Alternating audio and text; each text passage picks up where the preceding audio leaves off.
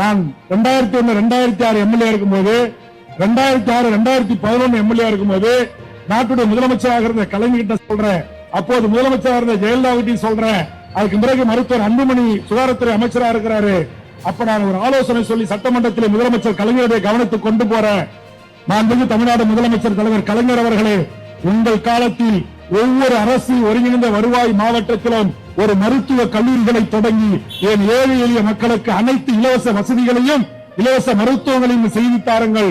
ஒவ்வொரு மருத்துவக் கல்லூரியிலும் ஆண்டொன்றுக்கு நூற்றுக்கணக்கான என் தமிழ்நாட்டு மாணவர் செல்வங்கள் மருத்துவம் படிப்பதற்கான வசதியை ஏற்படுத்தி தாருங்கள் என்று தமிழ்நாடு முதலமைச்சராக இருந்த தலைவர் கலைஞர் அவர்களுக்கு ஆலோசனை சொல்லி அதை கொள்கை அளவில் தலைவர் கலைஞர் அவர்களை ஏற்க செய்து இன்றைக்கு தெற்காசியா நாட்டிலேயே ஒரு அரசு மாநிலத்தில் 36 அரசு மெடிக்கல் கல்லூரிகள் இருக்கிறது என்று சொன்னால் அதற்கு அடிநாளியவன் என்பதை பெருமிதத்தோடு பதிவு செய்கிறேன்.